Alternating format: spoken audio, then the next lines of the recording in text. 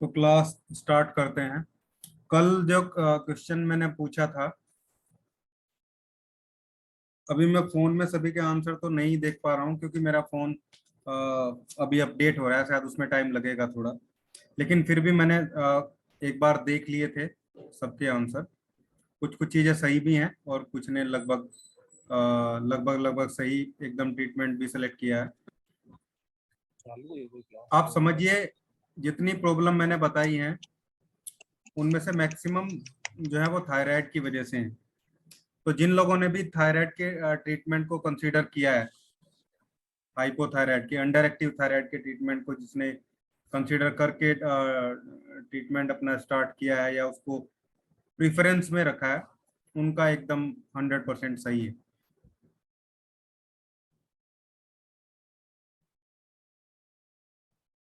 तो वो सब में आप दिख जाएगा, जिसमें C1 का सिलेक्शन है, जिसमें C2 का सिलेक्शन है, जिसमें S3 का सिलेक्शन है, ठीक है, RE का सिलेक्शन किया हुआ है, थ्रोट पे कंप्रेस देने की बात करी गई है।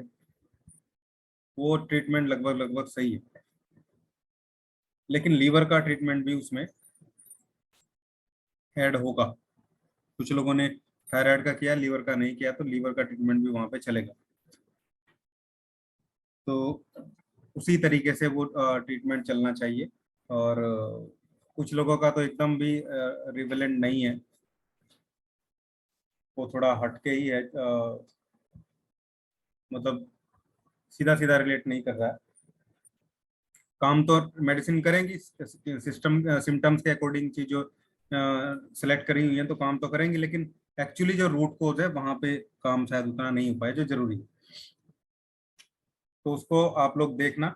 बाकी मैं भी, जैसे फोन मेरा ठीक होता है, अभी रिबूटिंग में टाइम लगेगा, क्लास के बाद या फिर सुबह में डाल दूंगा उसका क्या रहेगा, फिर सब लोग मैच कर सकते हैं कि कैसे कितना सही गलत है। अभी आज हम हेमोरॉइड्स की बात करेंगे या पाइल्स की बात करेंगे। एक्चुअली बहुत सारे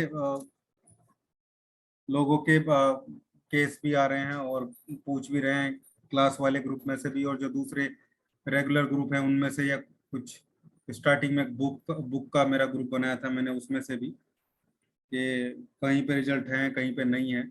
तो एक्चुअली फॉर्मुलेशन तो सही होते हैं, रिजल्ट भी हमेशा ही आते हैं, लेकिन अगर सिचुएशन थोड़ी सी समझ ली जाए और थोड़ा इधर उधर प्रोटोकॉल में चीजें ऐड कर दी जाए according to situation, according to condition, तो वहां पे और बेटर चीजें हो सकती हैं। 1 मिनट होल्ड करिए।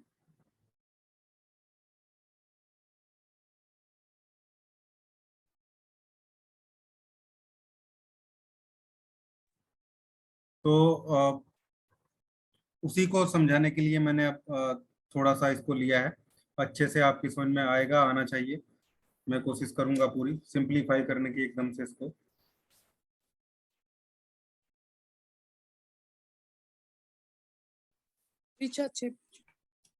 इसका माइक ऑन है, प्लीज माइक ऑफ कर दीजिए।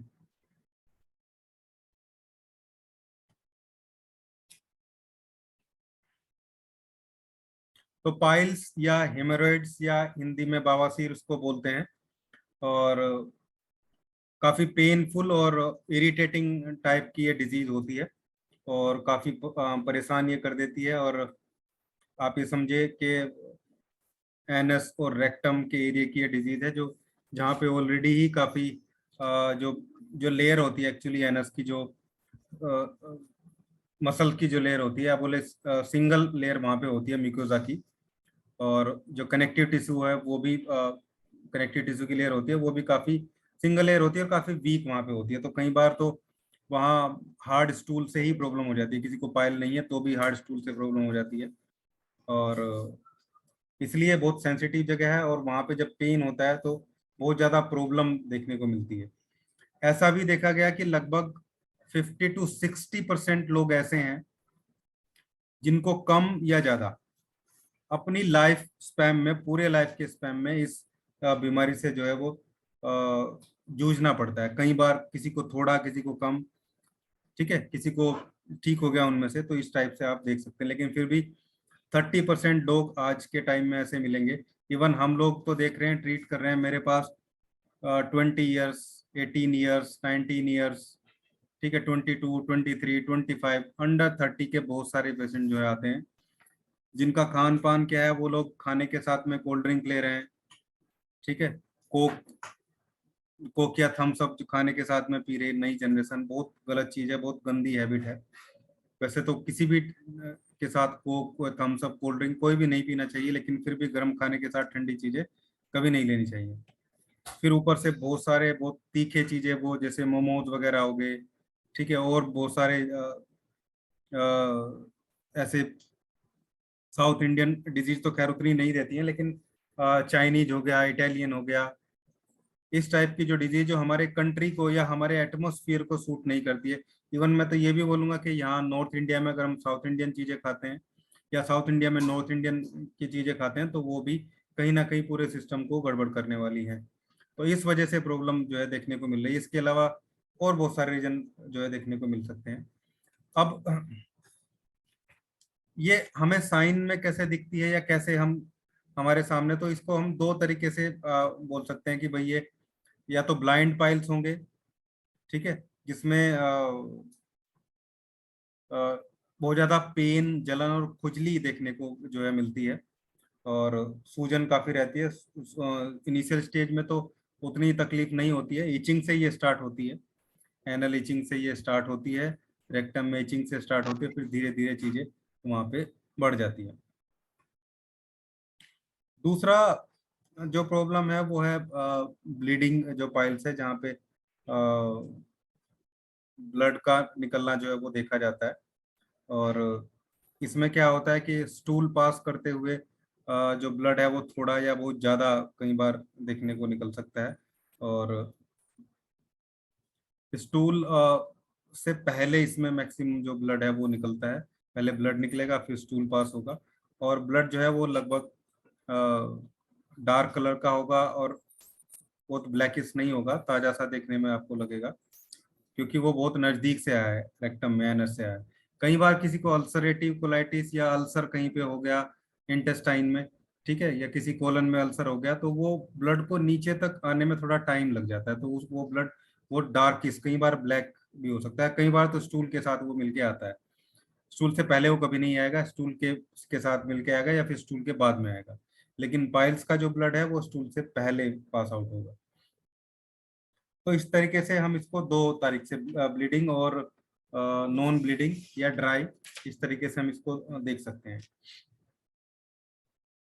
अब अगर हम इसको किसी भी टाइप की जो पाइल्स हैं, इसमें जो वेन्स है हमारी वो फूल जाती हैं, रेक्टम की जो वेन्स है वो बड़ी हो जाती है, वही सिचुएशन हमारी इसमें जो है जनरेट होती है। अब अगर हम इसको फिजियोलॉजिकली या इथियोलॉजिकली तरीके से देखें, तो इसमें कारण भी आ जाएगा, और साथ में एक्चुअली क्या हो रहा है वो सब हमें देखने को मिलेगा।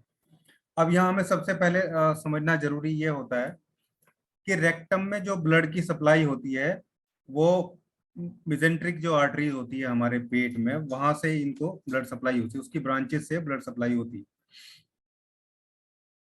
फिर उसके बाद ब्लड सप्लाई होगी मिजेंटल आर्टरीज से, वो आर्टरीज फिर कैपिलरीज में बदल के और कन्वर्ट हो जाती हैं आपकी रेक्टल वेन में, ठीक है। रेक्टल वेन में मतलब आप समझिए कि वो जो ब्लड है जो मिजेंटिक आर्टरी से आया है, तो वो रेक्टल वेन में या रेक्टम की जो वेन है उसमें वो जाके ड्रेन हो जाता है,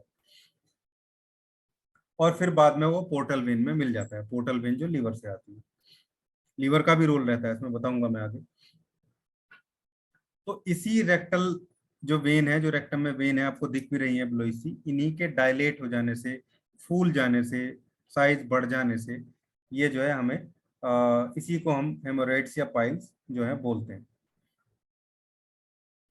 और यहाँ इस फिगर के अकॉर्डिंग भी, या जैसे मैं बोलूं कि भाई लोकेशन के अकॉर्डिंग आप देखें, तो हम इसको इंटरनल और एक्सटर्नल दो तरीके के हेमोरॉइड्स में, इंटरनल पाइल्स और एक्सटर्नल पाइल्स, दो तरीके से हम इसको देख सकते हैं।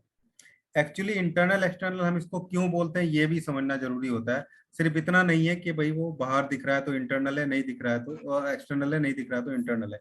इसके पीछे एक और कारण भी है। उसके पीछे कारण ये है कि जो रेक्टम होती है उसमें दो स्पिंचर होते हैं, जो एनस है उस होल्ड करने के लिए, ताकि स्टूल जो है वो को होल्ड किया जा सके। तो वो दो स्पिंचर होते हैं जिनको इंटरनल स्पिंचर बोलते हैं, जो यहाँ पे होता है, यहाँ पे लगभग, और एक एक्सटर्नल स्पिंचर होता है जो यहाँ पे होता है, यानी कि एनएस को नीचे से बंद करने वाला रिंग, रिंग भी बोलते हैं उसको, इंटरनल रिंग और एक्सटर्नल रिंग, ये एक्सटर्नल रिंग, और एनएल को, एनएस को या एनएल को, पैनल को ऊपर से बंद करने वाला रिंग, ठीक है, इंटरनल रिंग है।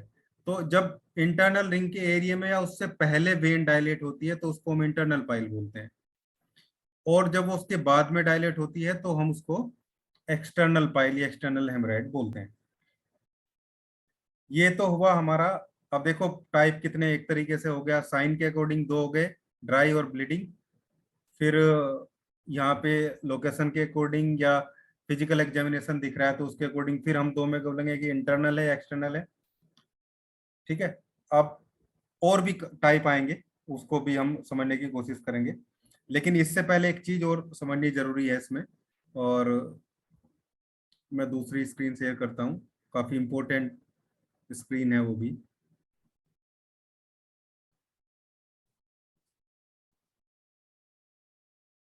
अब जैसे अगर हम ये एनएस का होल हो गया या ओपनिंग हो गई आपकी एनएस की, एनएल की, हमारी या पेशेंट की, जिसकी भी एनएल की ओपनिंग हो गई, तो इस ओपनिंग, इसको अगर हम एक वॉच मान ले, घड़ी मान ले इसको अगर, तो हम ये देखेंगे कि यहाँ 12 o'clock है, यहाँ 6 o'clock है, यहाँ 3 o'clock है, यहाँ 9 o'clock है।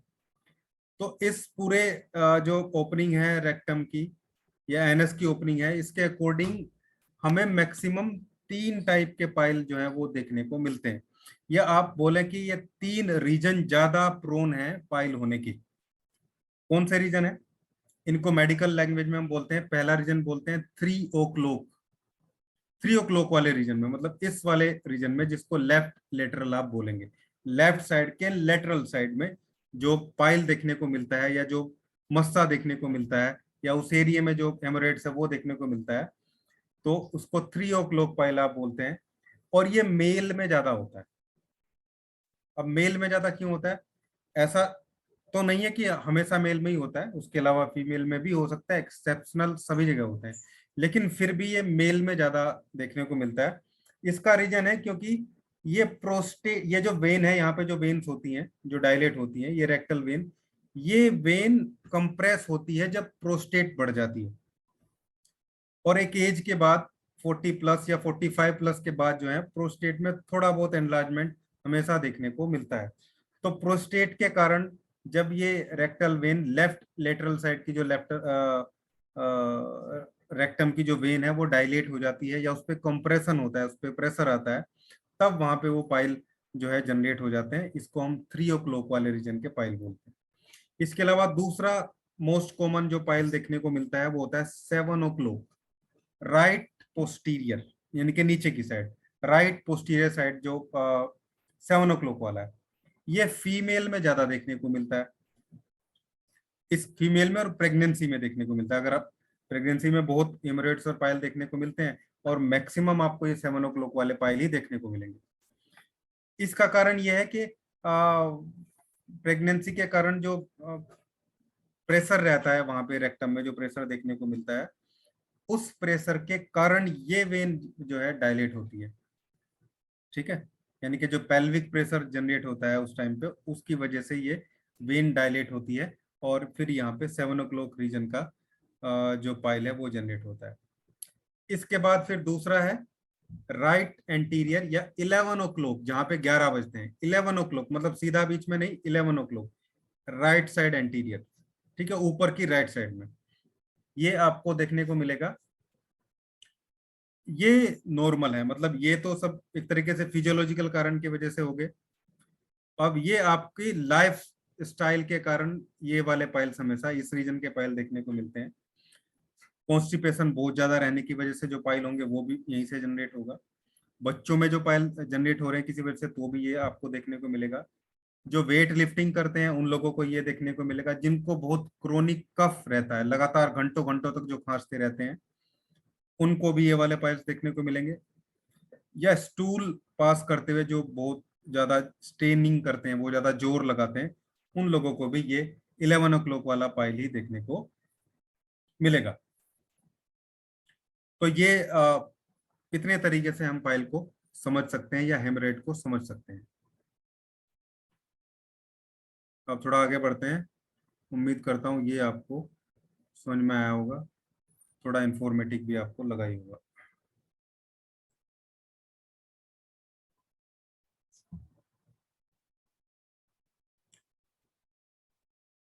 अब हम कारण और इटियोलॉजी दोनों चीजों को मिक्स करके, इटियोलॉजी कारण ही होता है, लेकिन फिर भी हम फिजियोलॉजिकल चीजें और थोड़ा मेडिकल जो चीजें हैं जो हमें समझनी चाहिए, वो सब चीजें इसमें साथ में लेके चलेंगे। अब एक कारण सबसे पहला या फर्स्ट कारण जो आपको देखने को मिलेगा, वो किसी भी वजह से पाइल होने का जो कारण है वो ये है कि जो यहाँ पे वेन में जो आपकी ये वेन में जो फर्स्ट लेयर होती है, पहली जो प्रोटेक्शन लेयर होती है, म्यूकोसा लेयर होती है, सिंगल लेयर म्यूकोसल लेयर है। इसकी जो सीथ है या इसकी जो लेयर है वो कमजोर होने की वजह से ही ये वेन डायलेट होती है।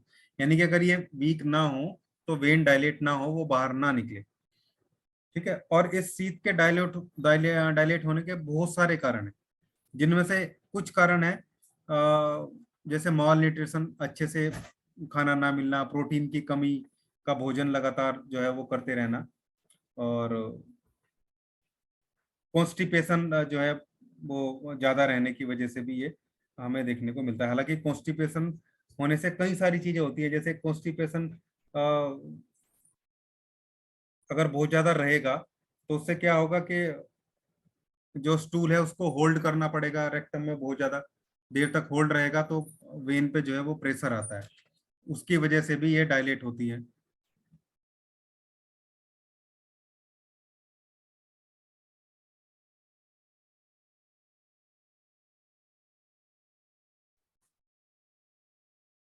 दूसरा, बहुत ज्यादा स्टूल होल्ड होगा अगर कॉन्स्टिपेशन में, तो जेजिया कोलाई या फिर ई कोलाई जो बैक्टीरिया है उसकी ग्रोथ है वो बढ़ जाएगी या फिर वो पनपने लगेगा। और उसकी वजह से क्या होता है, नाइट्रिक एसिड का जो सिक्रेशन है या नाइट्रिक एसिड की जो अधिकता है वो रेक्टम में बढ़ जाएगी। अब नाइट्रिक एसिड बढ़ जाने की वजह से फिर बहुत सारी प्रॉब्लम होती है, क्योंकि नाइट्रिक एसिड इस सीथ को तो डैमेज करता ही है, जो म्यूकोजल सीथ है ये डैमेज होती है। इसके साथ साथ जो वेन होती है उसको भी ये जो है डायलेट करने में हेल्प करता है। तो यानी कि नाइट्रिक एसिड बहुत बड़ा रोल प्ले करता है हमारी जो रेक्टल वेन है उनको डायलेट करने में, यानी कि पाइल्स को जनरेट करने में नाइट्रिक एसिड का बहुत बड़ा रोल रहता है।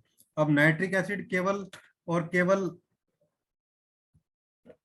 आप समझिए कि इसी की वजह से नहीं जो है जनरेट होता है कि भाई कॉन्स्टिपेशन की वजह से ही हो रहा है। नाइट्रिक एसिड जब ज्यादा जो है वो गर्म चीजें जैसे मिर्च मसाला, ज्यादा तली भुनी चीजें, ठीक है, बहुत ज्यादा अदरक जैसी चीजें, ठीक है, और ऐसी चीज खा लेने की वजह से भी नाइट्रिक एसिड का सिक्रेशन बढ़ जाता है। और नाइट्रिक एसिड का सिक्रेशन बढ़ने की वजह से ही फिर वहां पे जलन, पेन और ये सब जो रेक्टल वेन का डायलेशन है ये देखने को मिलता है। और होम्योपैथी में तो आप जो लोग यूज करते हैं वो जानते हैं कि जैसे को तैसा वाली या जो सेम सिमिलर जो रेमेडी है वो दी जाती है। तो इसमें एसिड नाइट्रिक या नाइट्रिक एसिड जो है काफी जो हेमोरेड्स की जो मेडिसिन है या पेटेंट मेडिसिन भी है या सिंगल मिक्सचर बनाने वाले लोग भी नाइट्रिक एसिड को अक्सर जहाँ पे पेन, बर्निंग, डायलिटेशन ज्यादा होता है वहां पे वो इसको देते हैं। तो नाइट्रिक एसिड के जो सिक्रेशन उसको रोकना हमें जरूरी होता है या फिर वो ज्यादा ना बने ये जरूरी होता है। इसके अलावा हैवी जो लिफ्टिंग करते हैं, वेट लिफ्टिंग करते हैं, बहुत ज्यादा वजन उठाने वाले जो लोग हैं उन लोगों को भी की पोर्टल सॉरी ये जो रेक्टल वेन है ये डायलेट हो जाती है, क्योंकि प्रेशर होता है वहां पे। प्रेशर होने से कंप्रेशन होता है, कंप्रेशन होने की वजह से फिर ये डायलेट होती है। कंप्रेशन और प्रेशर के का बहुत बड़ा कारण है, और इसके प्रेशर और कंप्रेशन जनरेट होने के भी बहुत सारे कारण हैं। इसके अलावा लीवर की प्रॉब्लम में भी जो है ये जनरेट होते हैं। कंटिन्यूस लीवर की प्रॉब्लम रहने से या लीवर में कंजेशन रहने से या फैटी लीवर ज्यादा होने से पोर्टल वेन में कंजेशन होगा। पोर्टल वेन में कंजेशन होने की वजह से फिर वो जो आपकी रेक्टल वेन है, क्योंकि कनेक्शन तो वहीं से है, इनमें भी कंजेशन होगा। फिर जो वेन है वो डायलेट करेगी, डायलेट करने से फिर वहां पे इचिंग, बर्निंग, पेन ये देखने को मिलेगा। और जो है जब ब्लीडिंग कंडीशन होगी, वेन ज्यादा सेंसिटिव हो जाएगी, वो हार्ड स्टूल की वजह से या किसी और मैकेनिकल कारण से या किसी भी वजह से वहां से वेन से स्क्रैच हो जाए, वहां से फिर जो है वेनस ब्लड जो है वो बाहर निकलता है। काफी वीकनेस भी उसमें देखने को मिलती है। तो लीवर पे भी इसमें क्या है, कंटिन्यूअस काम करते रहना जरूरी होता है। अच्छा, वेन वेन की बात कर रहे हैं, अगर हम रेमेडी की भी बात कर लें साथ के साथ, तो वो पढ़ाते हुए मैंने बताया था आपको, बी बी है रेमेडी, वेन्स पे काम करती है, ठीक है। और A2 है, A2 तो बेस्ट रेमेडी है। C5 है, C4 भी काम करती है, स्लास काम करती है, स्लास तो पूरी एनएस पे काम करती है, ठीक है। ब्लीडिंग वाली कंडीशन में A1 काम करती है, S1 काम करती है, ठीक है। S1 बहुत अच्छी रेमेडी है, ड्राई पाइल्स की तो बेस्ट रेमेडी में से एक है, क्योंकि उसमें नक्सोमी का प्लांट होती है, और नक्सोमी का नंबर 1 जो है पाइल्स के लिए देखा जाता है, खासकर जहाँ पे इचिंग, बर्निंग जैसी चीजें ड्राई पाइल्स में जो है देखने को मिलती है, वहाँ बहुत अच्छे से ये काम करता है। तो ये कारण होगा। उसके अलावा फिर बहुत ज्यादा बैठने का जो काम करते हैं उसके कारण भी जो है वेन पे प्रेशर पड़ता है और वो जो है डायलेट होती है। फिर प्रेगनेंसी मैंने एक कारण बता दिया आपको, क्योंकि प्रोजेस्टेरोन जो हार्मोन होता है उसकी वजह से भी, जब आप उसको पढ़ेंगे तो उसकी वजह से भी जो रेक्टल वेन है वो डायलेट होती है। तो प्रोस्टेट एनलार्जमेंट मैंने आपको बता दिया पहले। इसके अलावा रेक्टम में इंफेक्शन होने की वजह से भी जो म्यूकोसा लेयर है वो वीक पड़ सकती है, ये कमजोर हो सकती है। तो ये इतने सारे कारण हमें देखने को इसमें मिल सकते हैं कि भाई इन इन ये सब चीजें हैं, ठीक है। इन सब को की वजह से कहीं ना कहीं ये पाइल्स देखने को मिलती है। अब अगर हम बात करें इसके सिम्टम्स की, सिम्टम क्या क्या हो सकते हैं, ठीक है, लक्षण क्या क्या हो सकते हैं, तो वो नॉर्मली तो अगर देखा जाए तो पहले हमें पता होना चाहिए कि भाई क्योंकि ये जो पाइल है, फिर यहाँ पे एक टाइप की बात आ जाएगी या क्रोनिक की बात आ जाएगी, स्टेज की बात आ जाएगी। अब स्टेज के अकॉर्डिंग फिर इसको जो है हम अलग अलग टाइप से देख सकते हैं। खासकर 4 टाइप के पाइल हमें देखने को मिलते हैं, जिनको हम डिग्री बोलते हैं, ठीक है, या स्टेज बोल सकते हैं। फर्स्ट स्टेज या first degree, second stage, second degree, या third degree and fourth degree. इस तरीके से 4 डिग्री के जो पाइल हैं वो हमें देखने को मिलते हैं। फर्स्ट डिग्री जो है, फर्स्ट स्टेज का जो पाइल्स है वो नॉर्मल होता है, उसमें ईचिंग देखने को मिलती है, और छोटे मोटे जो हेमोरॉइड्स हैं, जो मस्से हैं, वो आपको देखने को मिल सकते हैं। सेकंड डिग्री में जो थोड़ी कंडीशन है वो क्रोनिक देखने को मिलेगी, जहाँ पे एनएस का प्रोलैप्स देखने को मिल सकता है। जो हेमोरॉइड्स हैं, जो पाइल्स हैं, जो मस्से हैं, वो कहीं थोड़ा बहुत बाहर देखने को मिल सकते हैं। थर्ड डिग्री जो है उसमें प्रोलैप्स ऑफ एनएस तो रहेगा ही, और लेकिन साथ के साथ जो एनएस का जो ओपनिंग है, जो रास्ता है, वो भी छोटा जो है होता चला जाएगा। मल्टीपल पाइल्स जो है वहां पे देखने को आपको मिल सकते हैं। कोई पिक्चर में आप देखेंगे तो आपको डिग्री सारी ये मिल जाएंगी। और प्रेजिस्टेंट एनएस का प्रोलैप्स रहे, लगातार मुझसे बाहर ही निकले रहे, पूरी एनएस में स्वेलिंग देखने को मिले, इसमें फिर ब्लीडिंग रहे या फिर नॉन ब्लीडिंग है, वो सिचुएशन अलग है। फिलहाल हम इसकी डिग्री की बात कर रहे हैं। तो फोर्थ डिग्री में फिर वो कंडीशन हो जाती है कि वो हर टाइम प्रोलैप्स जैसी कंडीशन ही वहां पे बनी रहती है। मल्टीपल जो पाइल्स हैं, ठीक है, बड़े बड़े साइज के वहां पे देखने को मिलते हैं, और वो सिचुएशन थोड़ी सी बहुत थोड़ी सी क्या, काफी क्रोनिक वहां पे सिचुएशन हमें देखने को मिलती है। फिर भी अगर नॉर्मल सिम्टम्स की बात करें तो इसमें क्या होता है कि एनएस के आसपास जो है वो सॉफ्ट या हार्ड जो है वो लंप्स देखने को मिल सकते हैं, जिन्हें मस्से बोल सकते हैं हम, जो ड्राई भी हो सकते हैं और उनसे ब्लीडिंग भी हो सकती है। मोस्टली अगर ब्लीडिंग होगी तो फिर पेन कम होता है, और ड्राई रहने पे दर्द उसमें ज्यादा रहता है। और इसके बाद जो है स्टूल पास होने के बाद भी ऐसे लोगों में ऐसा लगता है कि स्टूल पूरे तरीके से पास नहीं हुआ है, और स्टूल करते टाइम उनको जलन पेन हो सकता है, या फिर जो है ब्लीडिंग जो है वहां पे देखने को मिल सकती है, बहुत ज्यादा पेन देखने को मिलेगा। एनएस के आसपास जो है सूजन, एनएस के आसपास के एरिया में सूजन देखने को मिल सकती है, और वहाँ पे वो पाइल्स हो गए जो कंटिन्यूस वहाँ पे देखने को मिलेंगे। रेडनेस देखने को मिल सकती है, ईचिंग एनएस के एरिया में, एनएस के ओपनिंग के आसपास, एनएस के अंदर भी, एनएल जो कैनाल होती है उसमें भी देखने को मिल सकती है। बार बार स्टूल जो है वो पास होने की कंडीशन बनी रहेगी, और कई बार स्टूल पास होगा, कई बार ऐसा लगेगा कि स्टूल की अर्जिंग है, स्टूल को पास करना है, लेकिन स्टूल पास नहीं होगा। तो ये सारी सिचुएशन, ये सब सिम्टम हमें इसमें देखने को मिल सकते हैं। वो ब्लीडिंग रहे या फिर किसी भी टाइप की रहे, वो अलग चीज है।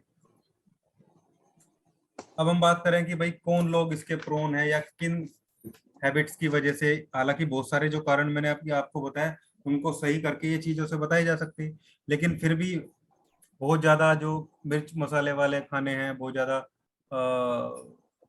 जो स्पाइसी फूड है उसको खाने वाले लोग जो हैं वो ज्यादा प्रोन रहते हैं। लेकिन ये एक और चीज है इसमें कि ये हेरिडिटरी भी होती है, ये फैमिली में भी रन करती है। ये जो डिजीज है ये फैमिली में भी रन करती है, मतलब ऐसा बहुत बार मैक्सिमम केस में देखा गया है कि फैमिली में है तो फिर आगे जो है वो ट्रेवल करती है अपनी डायरेक्ट ब्लड रिलेशन में भी, और मैटरनल जो रिलेशन होता है मतलब मामा नानी से भी वो बच्चों में आ सकती है आगे, या फिर वो अपने दादा दादी से या पिताजी से या माता जी से भी वो फैमिली में रन कर सकती है ये डिजीज। तो ये भी इसमें रहता है, इसलिए थोड़ी हिस्ट्री लेंगे तो सही रहेगा, क्योंकि फिर हम वैन वन जो हमारी रेमेडी है उसको हम सेलेक्ट कर सकते हैं। वो फैमिली में रन होती है तो हम इस वैन वन की एक डोज, ठीक है, वीकली कहीं हायर पोटेंसी में 200 में या 1000 में उसको दे सकते हैं। इसके बाद ऐसे लोग जिनको जो लगातार स्टूल अच्छे से पास नहीं हो रहा है, वो लोगों को भी सतर्क हो जाना चाहिए।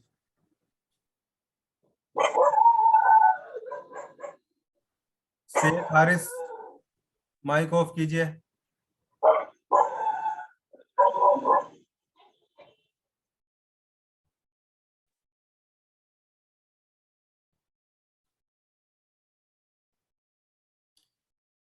ये ऐसे लोग जो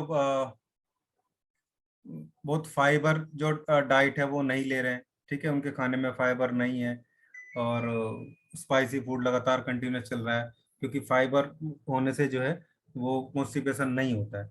लगातार कॉन्स्टिपेशन जिनको रहता है उनको ध्यान जो है देना बहुत जरूरी होता है। इसके अलावा जो फिजिकल एक्टिविटी बिल्कुल नहीं करते हैं उनको बहुत ध्यान देने की रिक्वायरमेंट है। फिजिकल एक्टिविटी जीरो है तो वहाँ पे बहुत सारी लाइफस्टाइल डिजीज की या मेटाबॉलिज्म खराब होने की वजह से भी ये जो है प्रॉब्लम काफी जनरेट होती है। इसके अलावा और बहुत इंपॉर्टेंट जो कारण है, जो फैक्टर है, जो बहुत ज्यादा देखने को मिलते हैं, वो है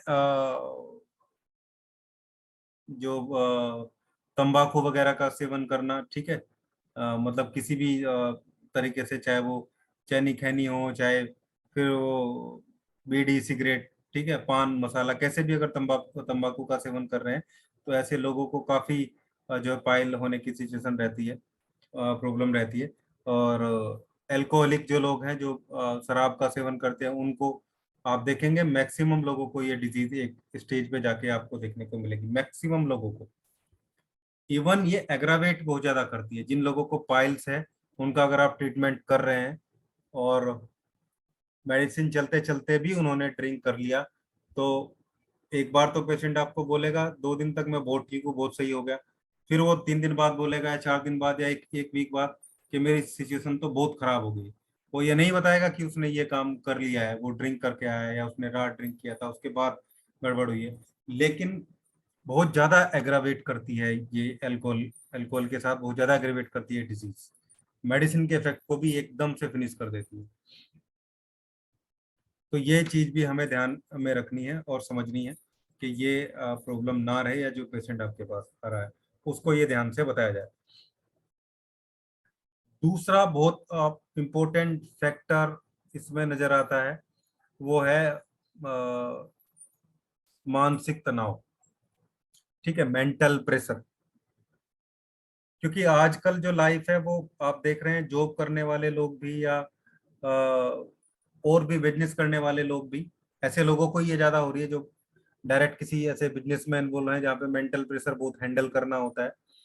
और प्राइवेट जॉब में तो मेंटल प्रेशर है ही सब, ठीक है। एक पोजीशन पे जाते जाते जाते वो और बढ़ते चला जाता है, ठीक है। मतलब लेबर क्लास से कम रहेगा, फिर ऊपर जाते जाते और ज्यादा बढ़ते चले जाएगा। जितना ज्यादा ऊपर तक जाएगा उतना ज्यादा उसको जो है सिटिंग वर्क भी उसका देखने को मिलेगा। फिर अब कितने फैक्टर हो गए उसमें, मेंटल जो प्रेशर है वो तो है ही, जो टेंशन है, उसके साथ साथ फिजिकल चीजें भी बदल रही हैं। वो बैठ भी रहा है बहुत ज्यादा, ठीक है। वो आउटिंग पे जाता है इधर उधर, तो वो स्पाइसी खाना भी खाता है, बाहर का खाना भी खाता है, ठीक है। ऐसे लोगों के साथ मिलता है तो वो अल्कोहलिक भी हो जाता है, ठीक है। और इसके अलावा स्मोकिंग भी करता है वो। तो अब आप देखिए कि किस क्लास में और किस सिचुएशन में ये डिजीज ज्यादा हमें देखने को मिल रही है और मिलती है। लेकिन फिर भी इसमें जो अगर हम सबसे बड़ी चीज देखें तो एक तो ध्यान रखने की जरूरत है उन लोगों को जिनकी फैमिली में ये डिजीज है। उनको ये सारे फैक्टर बहुत मैनेज करके चलने चाहिए, मैनेज करके चलने पड़ेंगे कि वो डिजीज ना हो।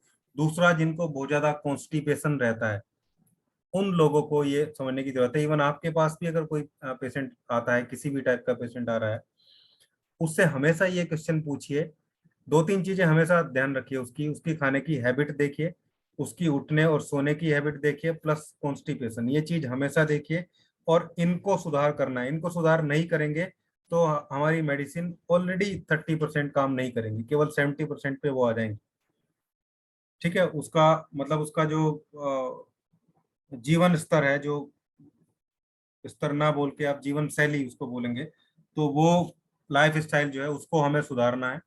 प्लस कॉन्स्टिपेशन की जो प्रॉब्लम कंटिन्यूअस या किसी भी वजह से कैसे भी देखने को मिल रही है, उसको हमें जो है सोल्व करना है।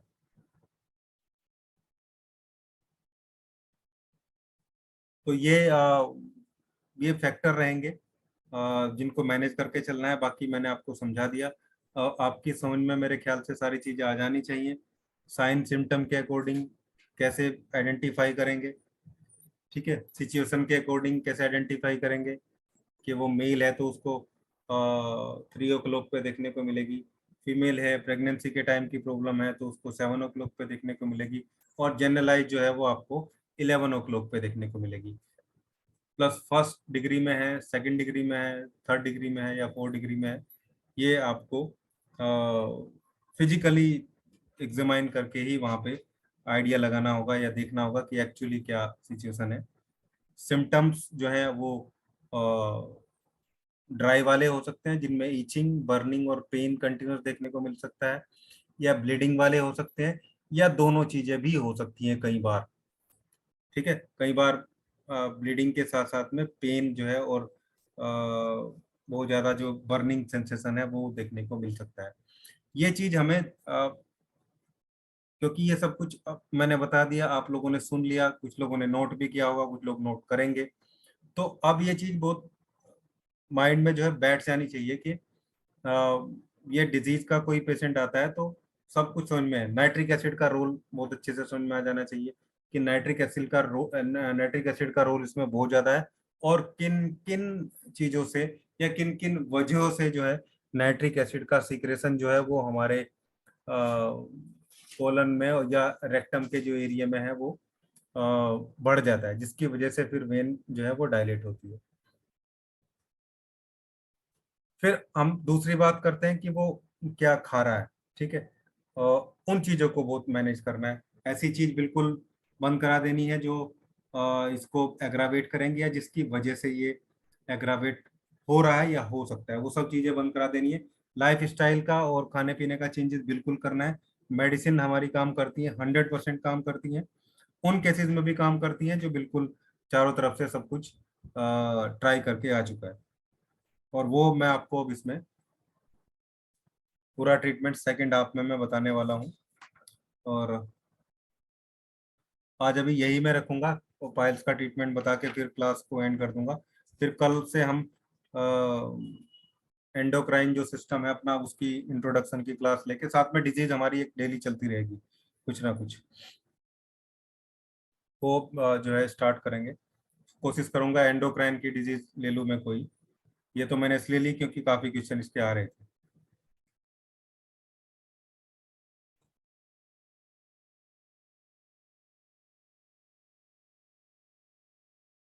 तो स्टार्ट करते हैं, पहले ड्राई पाइल्स का देखते हैं, जहाँ पे पेन जो है काफी देखने को मिलता है।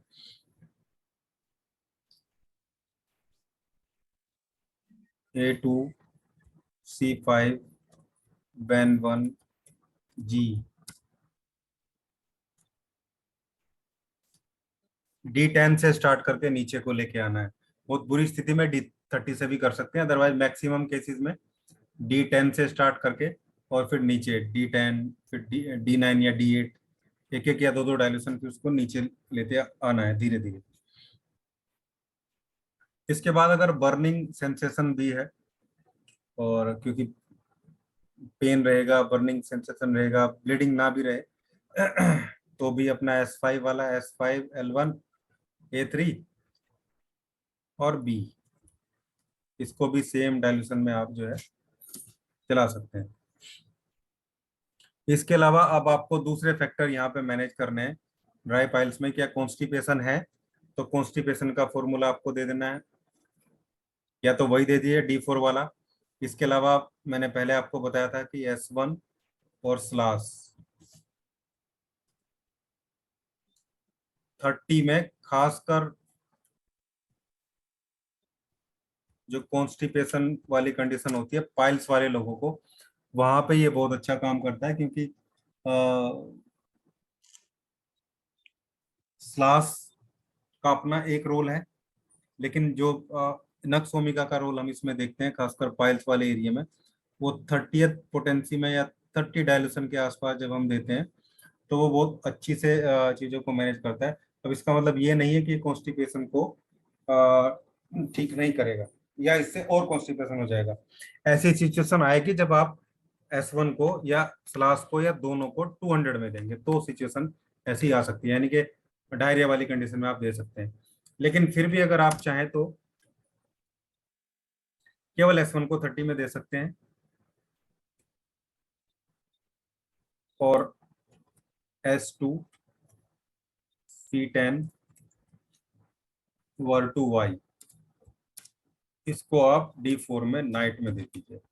वही सेम पुराना फॉर्मूला जो सभी लोग यूज करते आए हैं, हम सभी ने अपने सीनियर से, मोस्ट सीनियर से भी, पुरानी से पुरानी बुक में भी जो हमने देखा है, इसको आप यूज कर सकते हैं। इसके अलावा अगर लाइफस्टाइल में बहुत गड़बड़ है, मेटाबॉलिक प्रॉब्लम लगातार वहां पे देखने को मिल रही है, ठीक है, तो आप चाहें तो इसमें S10 का फॉर्मूला भी कोई यूज कर सकते हैं। मतलब ये तो आपके फिक्स हो गए इसको ठीक करने के लिए, बाकी आप चाहें तो उसको ऐड कर सकते हैं। और दूसरा है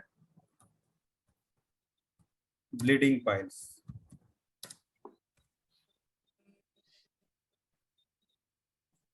A2S5C4 Ven1 और G की जगह जो हमने अभी यूज किया, यहाँ पे B आप यूज करें, D10।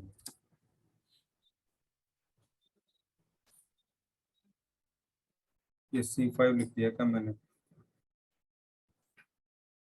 ये C4 ही रखिए, C4 है, A2C4 Ven1G, बल्कि S5 भी रखिए, S5 भी रखिए, ये सेम फॉर्मूले हो जाएंगे। बस बी जी का डिफरेंस है, दोनों में केवल बी का और जी का डिफरेंस है, बाकी सब सेम रहेगा। इसके बाद स्पेसिफिक चीजें आपको ध्यान रखनी है। अगर बहुत ज्यादा ब्लीडिंग है तो आप अलग से A1 और B को 10th में 10 डायल्यूशन 147 से दे सकते हैं, बहुत ज्यादा ब्लीडिंग होने पे, ठीक है।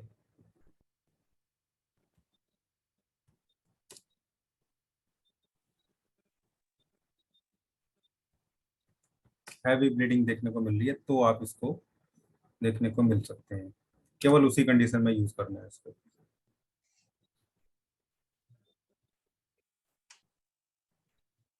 इसके अलावा कई बार इससे सिचुएशन ठीक नहीं होती है, तो फिर ब्लीडिंग में एक दूसरा फॉर्मूला भी हम यूज करते हैं, और लगा के मैं उसको बता दूंगा आपको, बताऊं। फिर हम S5 की जगह S2 का यूज करते हैं, S2A2।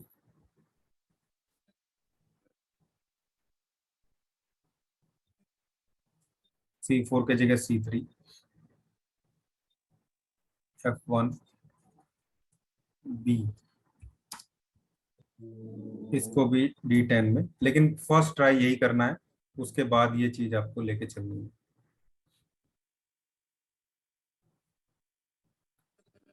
ठीक है। अब एक बहुत इंपॉर्टेंट फॉर्मूला है, जो जिसको आप अपने डिस्पेंसरी में बना के रख सकते हैं, बेस बना के रख सकते हैं उसका, 450 ml में बना के रख सकते हैं, और हर पेशेंट को आप देंगे तो हमेशा काम करेगा। इसमें S2, L1 और A2 और C4।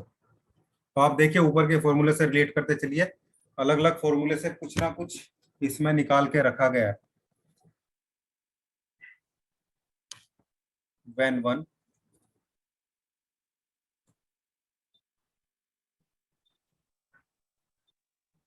और G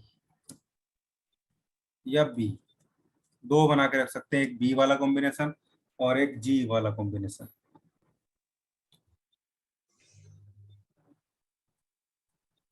इसको आप या तो 30 से इक्वली मिक्स कर लीजिए, 30 पोटेंसी आपके पास है तो इक्वली मिक्स कर लीजिए इसको, नहीं तो जैसे भी आप बनाते हैं, 30 आपकी फार्मेसी ने जैसे आपको बताया तो आप उसको बना सकते हैं,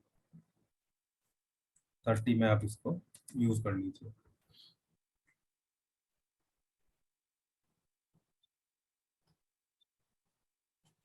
तो ये लगभग सभी टाइप की जो हेमोरेड्स हैं, सभी टाइप के पाइल्स में आप इसको दे सकते हैं, या आप इसको बना लीजिए, यहाँ तक रख के जी रख के ड्राई पाइल ड्रॉप, और फिर यहाँ तक रख के और फिर बी रख के इसमें ये ब्लीडिंग पाइल ड्रॉप। ठीक है। उसके एक फॉर्मूला तो ये बन गया। उसके अलावा यहाँ से सिलेक्ट करके आप दूसरा फॉर्मूला ले लीजिए, कोई भी जो भी आपको समझ में आए। बहुत ज्यादा ब्लीडिंग हो रही है तो A1B चलाते रहिए उसके साथ में। पेन बर्निंग सेंसेशन ज्यादा है तो C3 का दूसरा फॉर्मूला ऐड कर दीजिए S5C3 के साथ में, S5 के साथ C3 लगा के। लीवर की प्रॉब्लम नजर आती है तो लीवर ड्रॉप चलाइए। ठीक है। उसको कॉन्स्टिपेशन नजर आता है तो कॉन्स्टिपेशन का फॉर्मूला चलाइए। मतलब सीधा सीधा यहाँ से दो फॉर्मूले बन जाएंगे आपके, और एक या दो फॉर्मूला आप जो है इन दो में से कोई एक फॉर्मूला लेंगे, या तो जी वाला या बी वाला। उसके बाद फिर यहाँ से दो फॉर्मूले ले लेंगे कोई भी। कॉन्स्टिपेशन है तो कॉन्स्टिपेशन वाला नाइट में ले लिया हमने, या फिर S130 ले लिया और ये दोनों ले लिए। बल्कि S130 में बोलूंगा सबको दे दो, कोई दिक्कत नहीं है। फिर आप यहाँ से चीजें सेलेक्ट कर लीजिए। ठीक है। C3 का रोल भी अच्छा है, C3 सेलेक्ट कर लीजिए इसमें। अब C3 का रोल अच्छा क्यों है, क्योंकि मैंने अभी बताया आपको, म्यूकोजा जो लेयर है वो इफेक्ट होती है, और म्यूकोजा जो लेयर है या जो जितने भी आपके कनेक्टिव टिश्यू है वहां पे C3 बहुत अच्छा काम करता है। तो इसलिए हमने C3 कुछ कुछ प्रोटोकॉल में लिया। C4 भी करता है, ऐसा नहीं केवल C3 करता है, C4 भी वहां पे काम करता है। तो ये आप जो है कंटिन्यूस इसमें चलाइए, और ये सभी फॉर्मुलेशन की हेल्प से आप मैक्सिमम जो पाइल के जो ट्रीटमेंट है वो कर पाएंगे, चाहे ड्राई रहे, ब्लीडिंग रहे, कैसे भी रहे, किसी भी स्टेज में रहे। आपको चेंज करनी है अपनी डाइल्यूशन और डोज।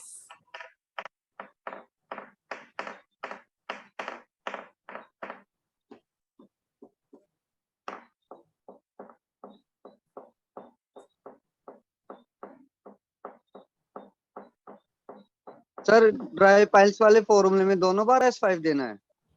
कहाँ पे? ड्राई पाइल्स के फॉर्मूले में सर। अच्छा, दो बार होगा, ठीक है। यहाँ पे S2 कर लो आप।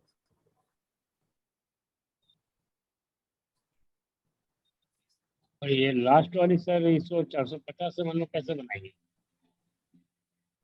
30 वाला जो लास्ट वाला है। अगर आपके पास 30 बना हुआ है तो इक्वली मिक्स कर लेंगे ना उसको। 30 तो है नहीं सर। 30 नहीं है जी सर। तो आप 450 ml में D3 से पूरे मिक्सचर की लगभग 10 10 20 30 40 45 50 ड्रॉप डाल लो D3 से। 450 ml में सभी की मिला के 50 ड्रॉप। अच्छा ठीक है।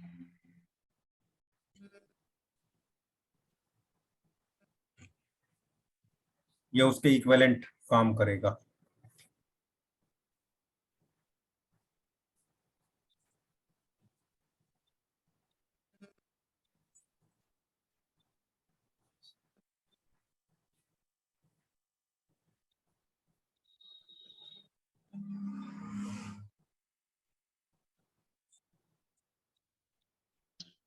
और फीसर और फिस्टुला की तो अलग हो जाएगी ना सर?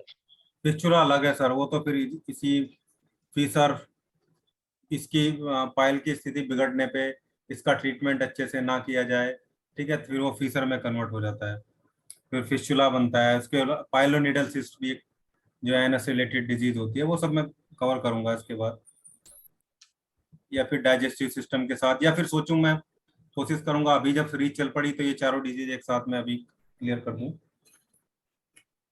ठीक रहेगा सर। हाँ, जी सर नमस्कार। नमस्कार सर। ये सर ड्राई पल्स में S130 में कंस्टिपेशन में या करके जस्ट उसकी टेल लिखते हैं तो दोनों को एक ही देना होगा ना? नहीं, यहाँ नहीं लिखा मैंने। मैंने बोला S130 को चलाते रहिए लगातार, और कॉन्स्टिपेशन के लिए लो मैं इसको क्लियर कर देता हूँ। ये आप या चलाते करके। रहिए और कॉन्स्टिपेशन के लिए ये चला लीजिए, ठीक है। अच्छा जी। हाँ। और मैं बोला हूँ एस क्लास का कोई रोल? है जी। हाँ, सलास सलास बिल्कुल बिल्कुल बिल्कुल छूट गया मेरे से, ये लो।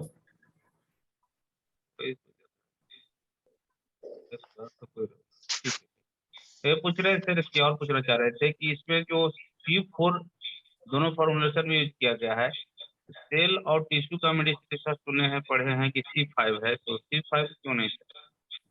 हाँ सर, C5 आप सिलेक्ट कर सकते हैं। अगर 4th ग्रेड के पाइल्स है ना, बहुत बुरी स्थिति है, तो आप C4 की जगह C5 सिलेक्ट कर सकते हैं।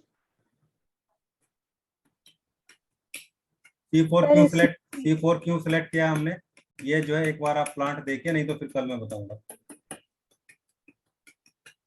सर इसमें C10 का रोल नहीं होगा क्या? हाँ, हो सकता है, S10 C10 दोनों का हो सकता है, बिल्कुल। कर एक्चुअली सकते हैं क्या ना है, ये? C10 को बहुत नेगेटिव करके लेके जाते हैं, तब वो NS तक जाती है। ओके। लेकिन हमें वो नहीं देखना है, हमें मेनली देखना है कि जो कारण मैंने बताया, रेक्टल जो वेन है उसके डायलेट होने के जो कारण है वो देखने हैं हमें। उसमें S1 का रोल है, S5 का रोल है कहीं ना कहीं, A2 का तो हमेशा है ही, A2 और B और G, A2 B G और WEN1, ये तो हमेशा साथ में रहेंगी।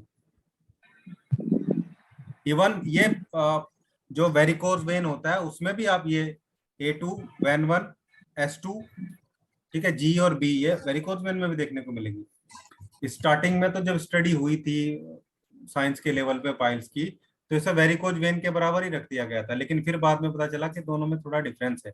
लेकिन जब हम यहाँ देखते हैं तो हमारे पास रेमेडी वेन की वही है, A2 है, S2 है, C5 भी है, C4 भी है, WEN1 G B। सर मैंने यूज किया था 2 पेशेंट में, बहुत अच्छा रिजल्ट आया। हाँ सर, बिल्कुल रिजल्ट आएगा। A2 S5 C4 WEN1 और G हाँ इसका। बिल्कुल ड्राई पाइल में एकदम आएगा सर, फर्स्ट एडमिट हाँ करने से ही, फर्स्ट अप्लाई करने से ही। और हाँ, एक्सटर्नल में भूल गया ना, A2 C5 और G, इसको D4 में आपको एक्सटर्नली अप्लाई करना है। एक्सटर्नली अप्लाई करने के बहुत सारे तरीके हैं, अगर बाहरी फाइल्स हैं तो वहां पे अप्लाई कर सकते हैं, या फिर बाथ दे सकते हैं। सीटेड बाथ जो होती है, एक टब में पानी भर के उसमें 40-50 ड्रॉप डाल के उसमें बैठा दिया जाए पेशेंट को, तो जो पेरिस्टेटिक मूवमेंट एनएस का है वो आराम से पानी को थोड़ा बहुत खींच के ऊपर, और मेडिसिन भी ऊपर पहुंच जाएगी। सर बात ठंडे पानी में दें या गर्म नहीं, पानी गुनगुने में? पानी में, गुनगुने पानी में। गर्म पानी से पाइल्स ज्यादा बढ़ जाती है। नहीं, गर्म पानी नहीं करना, गर्म पानी नहीं करना, ना ठंडा करना है। या तो जैसा सर्दियों में पानी निकलता है ताजा नल से एकदम, जो थोड़ा हल्का गर्म होता है, और हाँ, नहीं तो वो ऐसा होना चाहिए कि वो ठंडा ना लगे, बस। ना गर्म लगे ना ठंडा लगे। हाँ बिल्कुल। ठीक, थैंक यू। ये सर S2L1 A2C4 वेरो किस स्थिति में देना होगा सर ये सबको दे दो आप। तो ड्राई रहे या ब्लीडिंग रहे, दोनों में? नहीं, ड्राई रहेगा तो जी, ब्लीडिंग रहेगा तो बी। हाँ वो समझ गया सर। हाँ बिल्कुल, किसी में भी दे दो आप। और इसमें वाट्स रहता है बहुत समय उसके लिए। हाँ हाँ, वाट्स, अगर एनएस एरिया में वाट्स है, वो हेमोरॉइड्स ही तो है, वो भी उसको भी करेगा, A2 काम करेगा ना वहाँ पे।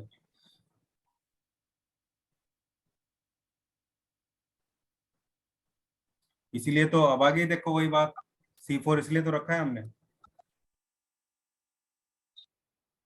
सर ब्लीडिंग होगी तो कॉन्स्टिट्यूशन में सर भी, कॉन्स्टिट्यूशन में वर्म 2 का यूज नहीं करना ना फिर? हाँ देखो, वर 1 से ब्लीडिंग में खतरा है, वर 2 से ज्यादा खतरा नहीं।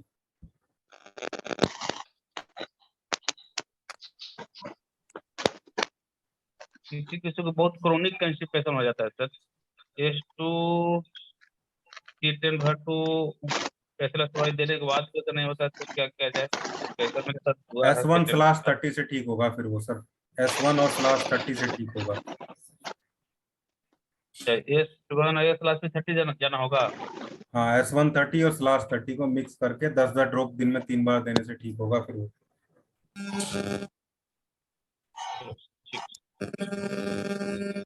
सर एक डायबिटिक कॉन्स्टिपेशन वाले हो तो उसमें भी सेम ही काम करेगा ये S2 बिल्कुल क्लास सेम वाला? Same same. डायबिटिक, बहुत मैक्सिमम डायबिटिक लोगों को तो ये होता है, पाइल्स होते हैं, सर कॉन्स्टिपेशन भी 2-3 होता है। पेशेंट हैं उनको सीवियर कॉन्स्टिपेशन है, वो डायबिटीज के पेशेंट है हाँ हाँ, दीजिए आप। जी।